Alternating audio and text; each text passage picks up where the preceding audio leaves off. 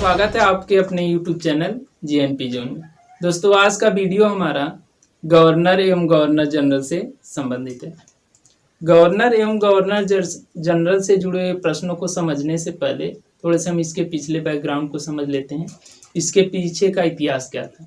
तो 1757 ईस्वी में जब प्लासी का युद्ध होता है तो इसमें सिराजुद्दौला जब हार जाते हैं तो 1757 ईस्वी के बाद जो कि कंपनी को बंगाल, बिहार, उड़ीसा की दीवानी मिल जाती है और ये क्या बन जाते हैं, बंगाल के गवर्नर। उसी क्रम में सबसे पहले गवर्नर बन जाते हैं, गवर्नर बन जाते हैं। और 1773 में एक रेगुलेटिंग एक्ट आता है। उस रेगुलेटिंग एक्ट के बाद जो गवर्नर होते हैं उन्हें गवर्नर जनरल कहा जाने लगा। तो 1757 से जो कि गवर्नर का पद होता है, बंगाल के गवर्नर होते हैं। फिर इसके बाद 1773 में जब रेगुलेटिंग एक्ट आता है तो रेगुलेटिंग एक्ट के बाद क्या होता है, गवर्नर को अब गवर्नर जनरल का पद दे दिया जाता है। तो सबसे पहले गवर्नर कौन बनते हैं, रॉबर्ट क्लाइव। रॉबर्ट क्लाइव 1757 से इनका शासनकाल चलता है 1760 ईस्वी तक। पुनः दोबारा एक गवर्नर बनते हैं 1765 से 67 ईस्वी तक। दो शासनकाल के लिए इन्हें जाना जाता है, 1757 से 60 और 1765 से 67। रॉबर्ट क्लाइव से जुड़े हुए प्रश्न, तो बंगाल का प्रथम गवर्नर, सबसे पहले गवर्नर कौन बनते हैं, रॉबर्ट क्लाइव। रॉबर्ट क्लाइव जो कि बंगाल के प्रथम गवर्नर बनते हैं। और जब ये 1757 में प्लासी का युद्ध होता है तो उस प्लासी के युद्ध के समय गवर्नर कौन होते हैं, तो रॉबर्ट क्लाइव ही होते हैं। और हम ये भी बताए थे कि जब ये 1757 में जब कंपनी युद्ध जीत जाती है, ब्रिटिश सेना जब युद्ध जीत जाती है तो क्या करते हैं, वो सब बंगाल में द्वैत शासन लागू करते हैं। तो द्वैत शासन लागू कौन करते हैं, रॉबर्ट क्लाइव। तो ये तीसरा पॉइंट हो गया। तो रॉबर्ट क्लाइव से जुड़े हुए 3 पॉइंट, पहला प्रथम गवर्नर कौन बनते हैं, रॉबर्ट क्लाइव। सेकेंड, 1757 ईस्वी में प्लासी के युद्ध के समय गवर्नर कौन होते हैं, रॉबर्ट क्लाइव। और 1757 ईस्वी के बाद ही जब यह प्लासी का युद्ध होता है, प्लासी के युद्ध के बाद संधि होती है। कौन सी संधि होती है, इलाहाबाद की संधि। इलाहाबाद की संधि भी इन्हीं के शासन काल में होती है। और ये द्वैत शासन लागू करते हैं। द्वैत शासन क्या है, तो जहां पर निर्माण संबंधी कार्य होते थे, जहां पर निर्माण संबंधी कार्य होते थे वहां पर राजा को पद दिया जाता है, राजा वो कार्य करते थे। और जहां से राजस्व वसूली संबंधित कार्य थे, टैक्स लेना था, वहां पर कंपनी कार्य करती थी। तो द्वैत शासन ये है कि जिसमें निर्माण संबंधी कार्य कौन करते थे, राजा करते थे। और जहां पर पैसे लेने की बात आती थी, राजस्व वसूलने की, तो वहां पर कंपनी कार्य करती थी। तो द्वैत शासन कौन लागू करते हैं, रॉबर्ट क्लाइव। तो रॉबर्ट क्लाइव से जुड़े ये प्रश्न। अगले गवर्नर के रूप में आते हैं हॉलवेल। हॉलवेल का नाम आप पहले भी सुन चुके होंगे कि जब 1757 का में जब युद्ध होता है प्लासी के युद्ध के पहले ही एक घटना होती है जिसे कहा जाता है काल कोठरी की घटना या ब्लैक होल की घटना।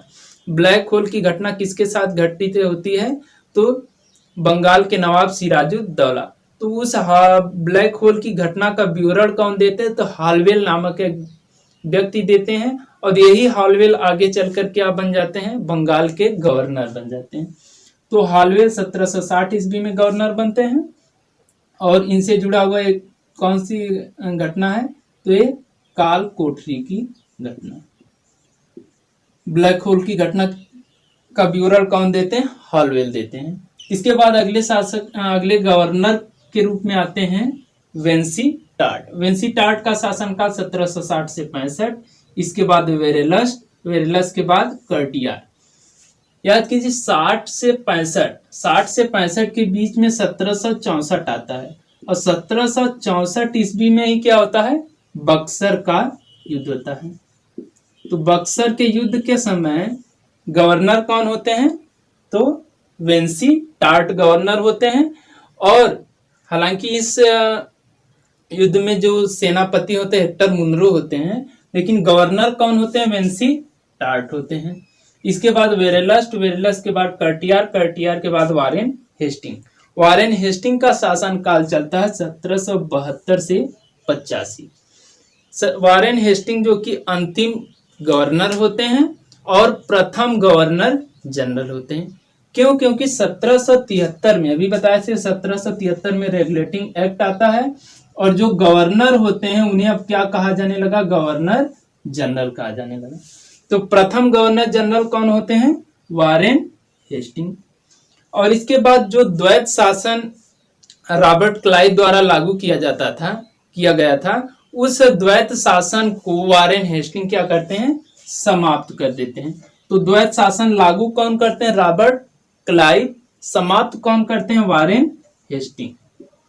और 1773 के रेगुलेटिंग एक्ट के तर्ज पर ही क्या होता है? इसके तहत ही एक कलकत्ता में उच्च न्यायालय की स्थापना की जाती है और उस उच्च न्यायालय के जो प्रथम न्यायाधीश होते हैं एलिजा इम्पे होते हैं। हालांकि एलिजा इम्पे को आगे चल करके त्यागपत्र देना पड़ा, क्योंकि जो वारेन हेस्टिंग थे, एक व्यक्ति था जिसका नाम था नंद कुमार पर न्यायिक हत्या का आरोप लगाकर उन्हें फांसी दे देते हैं और एलिजा इम्पे क्या करते हैं? इससे जो कि दुखी होकर के वो क्या करते हैं? त्याग पत्र दे देते हैं।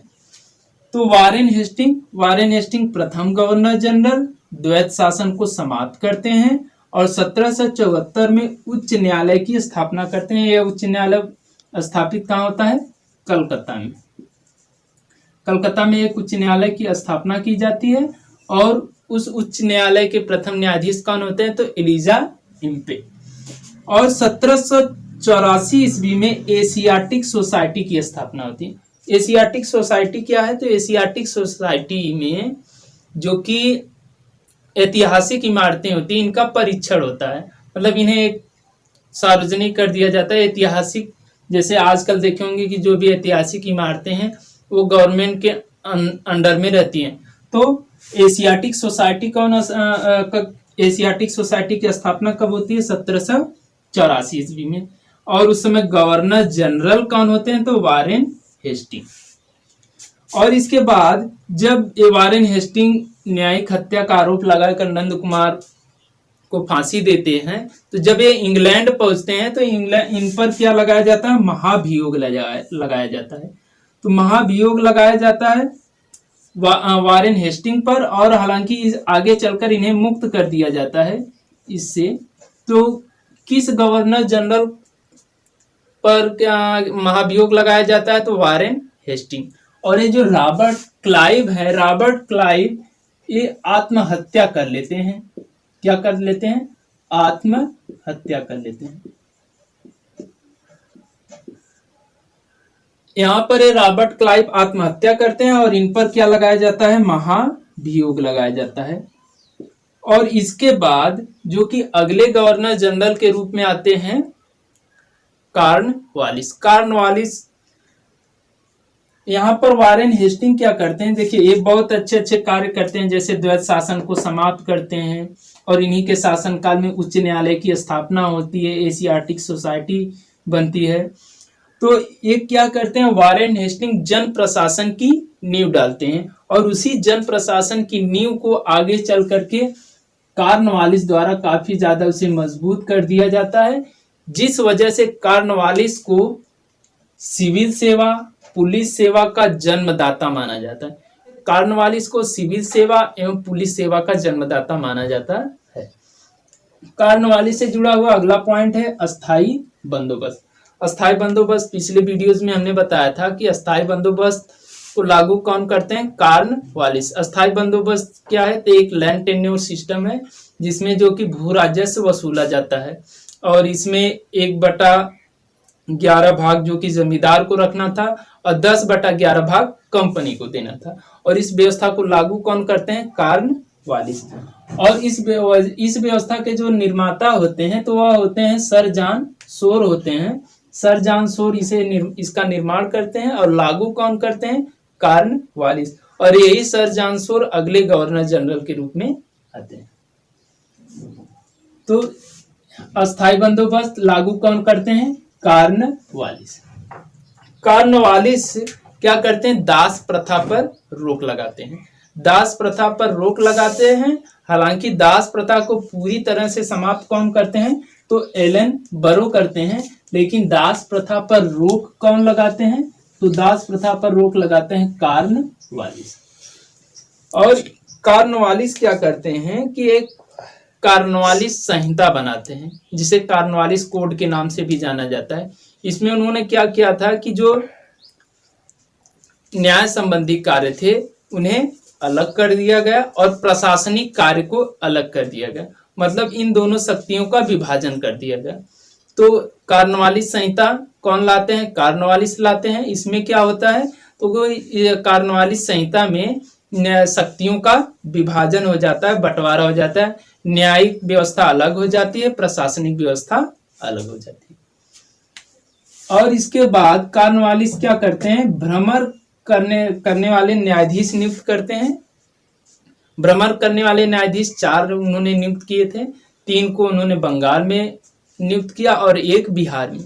भ्रमण करने वाले जो न्यायाधीश होते थे वो करते क्या थे? अगर कहीं पर न्याय संबंधी कार्य होते तो वो घूम घूम करके न्याय की व्यवस्था करते थे, न्याय करते थे। तो भ्रमण करने वाले न्यायालय की स्थापना कौन करते हैं? कॉर्नवालिस। तो कॉर्नवालिस से जुड़े हुए पॉइंट है। पहला, सिविल सेवा पुलिस सेवा का जन्मदाता माना जाता है। अस्थाई बंदोबस्त लागू करते हैं। 1789 ईस्वी में ये क्या करते हैं? दास प्रथा पर रोक लगाते हैं। और ये अस्थाई बंदोबस्त कब लागू करते हैं? तो 1793 ईस्वी में अस्थाई बंदोबस्त लागू करते हैं। कॉर्नवालिस संहिता बनाते हैं। कॉर्नवालिस संहिता को कॉर्नवालिस कोड के नाम से भी जाना जाता है, जिसमें क्या किया गया था? शक्तियों का विभाजन कर दिया गया था। इसके बाद इन्होंने क्या किया था? भ्रमण करने वाले न्यायालय बनाए थे, जिसमें 4 न्यायाधीश नियुक्त किए थे, 3 बंगाल में और 1 बिहार में, जो क्या करते थे कि घूम घूम कर न्याय की व्यवस्था करते थे, न्याय देते थे। इसके बाद अगले गवर्नर जनरल के रूप में आते हैं सर जॉन सोर। सर जॉन सोर क्या करते हैं? ये अहस्तक्षेप की नीति अपनाते हैं। अहस्तक्षेप पूछा जाता है, अहस्तक्षेप की नीति कौन लाते हैं? तो सर जॉन सोर। सर जॉन सोर से जुड़ा एक ही पॉइंट है। इसके बाद अगले गवर्नर जनरल के रूप में आते हैं लॉर्ड वेलेस्ली। लॉर्ड वेलेस्ली, उनके नाम में आप भी कई बार कहते हैं कि लॉर्ड वेलेस्ली की सहायक संधि। तो इनकी सहायक संधि ये बहुत ही ज्यादा इंपॉर्टेंट है। सहायक संधि कौन लाते हैं? Lord Wellesley. सहायक संधि के तहत तो क्या करते हैं? भारत के कई ऐसे राज्य होते हैं जिन्हें क्या करते हैं? ब्रिटिश प्रांत में मिलाते हैं, जैसे अवध हो गया, हैदराबाद हो गया, फिर इसके बाद मैसूर, इन सब, और इसके बाद जो कि सिंधिया होलकर, तो ये सब, इन सबको ये मिलाते कैसे हैं? सहायक संधि के तहत। तो सहायक संधि कौन लाते हैं? Lord Wellesley. लॉर्ड वेलेस्ली क्या करते हैं? फोर्ट विलियम कॉलेज की स्थापना होती है इन्हीं के शासन काल में। और ये 1799 ईस्वी में 1799 ईस्वी में क्या होता है? तो चतुर्थ आंग्ल मैसूर युद्ध होता है। और उस समय चतुर्थ आंग्ल मैसूर युद्ध के समय जो कि कौन होता है? तो टीपू सुल्तान होते हैं, चतुर्थ आंग्ल मैसूर युद्ध लड़ते हैं। तो ये 1799 ईस्वी में इन्हीं के समय क्या होता है? चतुर्थ आंग्ल मैसूर युद्ध। तो लॉर्ड वेलेस्ली से जुड़े हुए पॉइंट, ये सहायक संधि, फोर्ट विलियम कॉलेज, और ये 1799 ईस्वी में चतुर्थ आंग्ल मैसूर युद्ध। इसके बाद अगले गवर्नर जनरल के रूप में आते हैं sir John Barlow. Sir John Barlow से जुड़ा हुआ ज्यादा कुछ नहीं है, लेकिन हाँ एक पॉइंट है जिसे आपको याद रखना है। सर जॉन बार्लो के ही शासनकाल में एक विद्रोह होता है, वेल्लोर का सिपाही विद्रोह।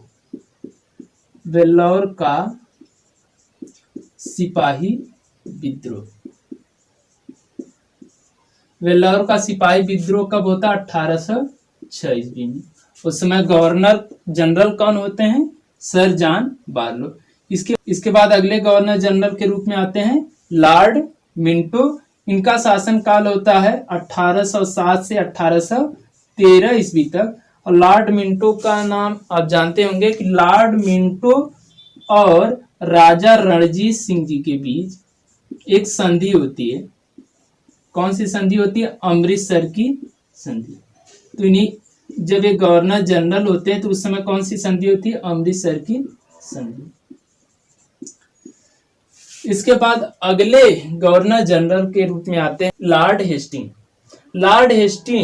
लॉर्ड हेस्टिंग के शासन काल में ही नेपाल युद्ध होता है। नेपाल युद्ध कब से कब तक चलता है? 1814 से चलता है 1816 ईस्वी तक। उस समय गवर्नर कौन होते हैं? Lord Hasting. और इन्हीं के शासन काल में ही जब एक गवर्नर जनरल होते हैं तो उस समय ये क्या होता है? पिंडारियों का दमन हो जाता है। और लॉर्ड हेस्टिंग के शासन काल में एक एक्ट आता है जिसे कहा जाता है टेनेसी एक्ट, जो कि 1822 ईस्वी में आया था। टेनेसी एक्ट क्या है? तो टेनेसी एक्ट एक बार हुआ क्या था कि भीषण अकाल पड़ा था, अकाल एवं सूखा के कारण, जो कि किसानों की खेती बहुत ज्यादा बर्बाद हो गई थी, जिसके कारण क्या पड़ गया था? अकाल पड़ गया था, सूखा पड़ गया था। और इसके कारण क्या आता है? एक टेनेसी एक्ट आता है। और उस समय गवर्नर जनरल कौन होते हैं? Lord Hasting.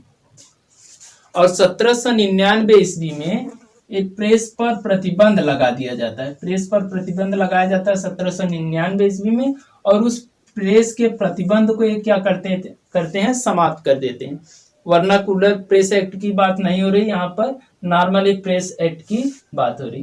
प्रेस पर प्रतिबंध क्या करते हैं? समाप्त कर देते हैं। और कौन समाप्त करते हैं? तो गवर्नर जनरल होते हैं लॉर्ड हेस्टिंग। इसके बाद आते हैं लॉर्ड एम्स्टर्ड। लॉर्ड एम्स्टर्ड के समय क्या होता है? प्रथम आंग्ल बर्मा युद्ध, जो कि 1824 से चलता है 26 ईस्वी तक। और इनका शासन काल होता है 1823 से 28 तक। और इन्हीं के समय एक संधि होती है। और यह आंग्ल बर्मा युद्ध, देखिए आंग्ल बर्मा युद्ध किसके शासन काल में होता है? लॉर्ड एम्स्टर्ड। और आंग्ल नेपाल युद्ध किसके समय होता है? Lord Hasting. और एक संधि होती है जिसका नाम है यान्डबू की संधि। यान्डबू की संधि होती है जब यह आंग्ल बर्मा युद्ध समाप्त होता है, यान्डबू की संधि होती है। और लॉर्ड एम्स्टर्ड के ही शासन काल में क्या होता है? बैरकपुर का सैन्य विद्रोह, जो कि 1824 ईस्वी में होता है। एक सैन्य विद्रोह अभी बताए थे, वेल्लौर का सिपाही विद्रोह किसके शासन काल में होता है? Sir John Barlow. बैरक का सैन्य विद्रोह किसके शासन काल में होता है? लॉर्ड एम्स्टर्ड के। तो इस तरह से हमने विभिन्न गवर्नर एवं गवर्नर जनरल के बारे में पढ़ा। यहाँ पर देखिए सब बंगाल के गवर्नर हैं। और इसके बाद 1773 में जब रेगुलेटिंग एक्ट आता है तो रेगुलेटिंग एक्ट के तहत क्या कर दिया जाता है? तो जो बंगाल के गवर्नर होते हैं उन्हें गवर्नर जनरल कहा जाने लगा। तो ये से यहाँ से वारेन हेस्टिंग से लेकर के यहाँ तक लॉर्ड एम्स्टर्ड तक ये सभी क्या है? गवर्नर जनरल है। ये सभी क्या है? Governor general. और इस इधर रॉबर्ट क्लाइव, हॉलवेल, वेंसिटाड, वेरेलस्ट, कर्टियर, ये सभी क्या हैं? बंगाल के गवर्नर हैं। क्या है? बंगाल के गवर्नर।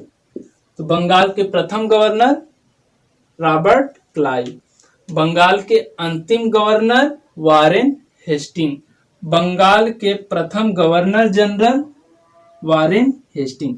क्यों? क्योंकि यह इनका शासनकाल 1772 में ही चला था। और 73 में रेगुलेटिंग एक्ट आता है। यहाँ पर इनसे जुड़े हुए प्रश्न हैं। और यहाँ पर ये कार्नवालिस से जुड़ा हुआ, जो सिविल सेवा, पुलिस सेवा, स्थायी बंदोबस्त एवं दास प्रथा पर रोक लगाते हैं, भ्रमण करने वाले न्यायालय और कार्नवालिस संहिता। और इसके बाद आते हैं सर जॉनसोर, वेलेजली। तो इनसे जुड़े हुए जितने भी प्रश्न हैं हमने आसानी से समझ लिया। और आपको ये वीडियो कैसा लगा लाइक और कमेंट करके ज़रूर बताइएगा। और इस तरह के और भी वीडियोस आप चाहते हैं तो हमारे चैनल GMP Zone को सब्सक्राइब करना न भूलें। Thank you.